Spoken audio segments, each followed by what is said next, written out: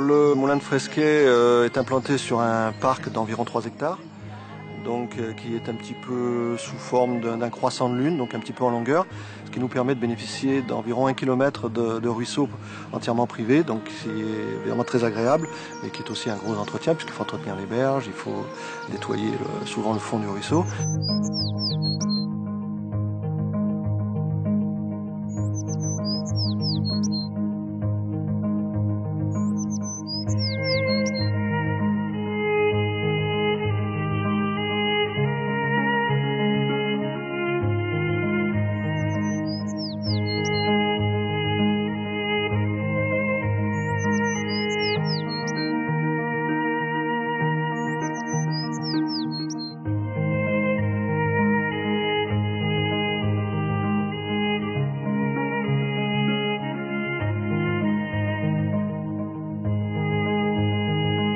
Le moulin de Fresquet, c'est un moulin qui faisait partie de l'abbaye cistercienne de Figeac.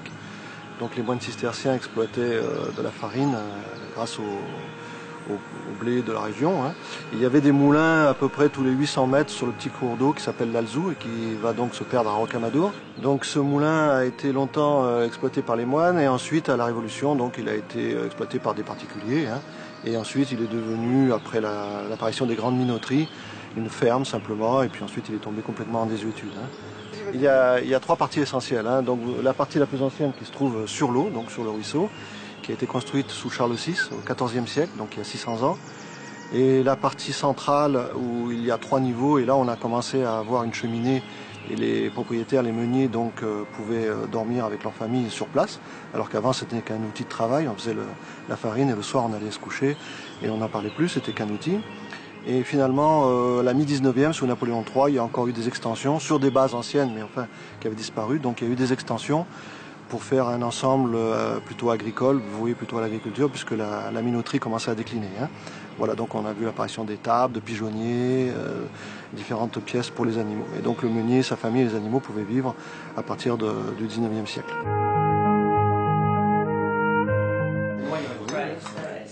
Alors que d'habitude c'est une fois tous les 10 ans, là c'est 2 ans. C'est bien, on a une bonne quantité parce qu'il fait chaud.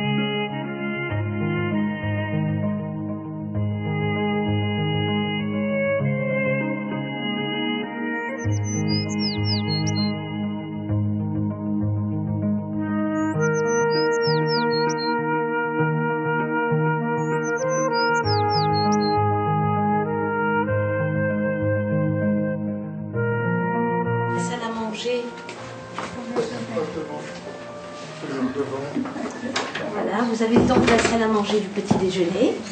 Petit déjeuner à partir de 8h30 jusqu'à 10h. Donc, qu'est-ce que vous buvez habituellement au petit déjeuner? Café.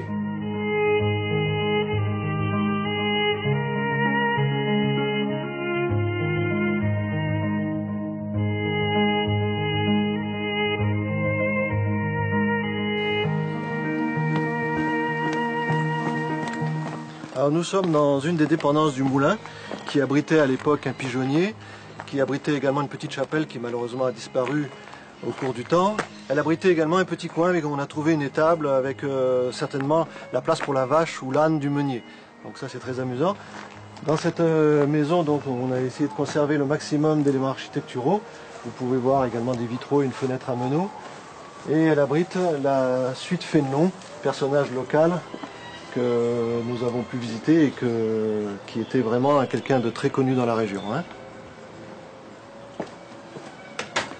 Ah, alors ici, cette grosse pierre ronde, en fait, c'est une meule.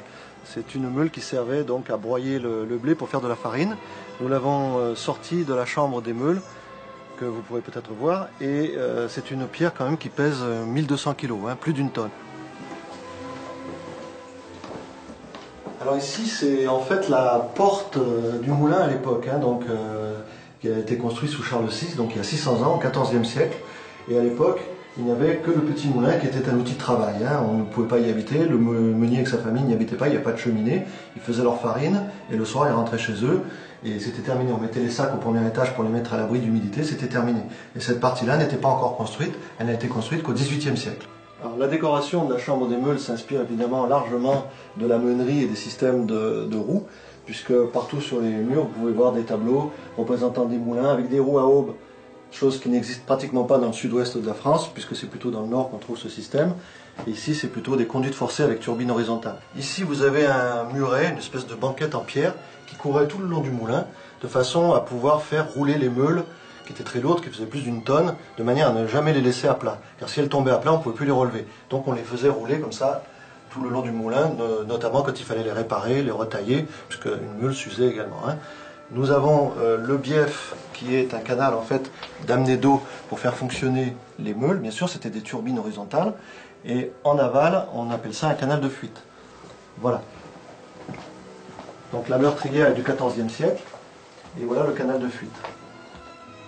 Et vous avez sur le vitrail également un meunier du XIe siècle avec sa coiffe de meunier. Et justement, il présente une meule en modèle réduit, bien entendu, parce qu'elle n'aurait pas pu la porter à la main, ça aurait été très lourd.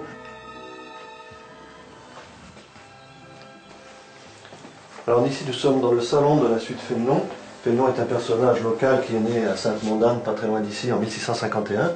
Et la décoration s'en inspire largement. On a des gravures d'époque de Fénelon, des livres qu'il a écrits également, qui datent de 1710 et de 1715.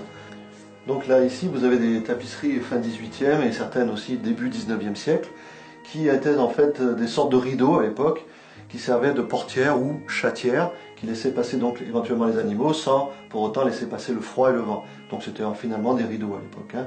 Donc moi je m'en suis servi comme tête de lit, puisque je trouvais que c'était assez décoratif et ça tombait bien, puisque les mesures sont généralement d'1,20 m jusqu'à 2,50 m, donc c'était idéal pour faire une tête de lit. T'as vu? Bon, oui, mais moi je suis pas une pro. Bon, alors oui. Non. Les... Coupé.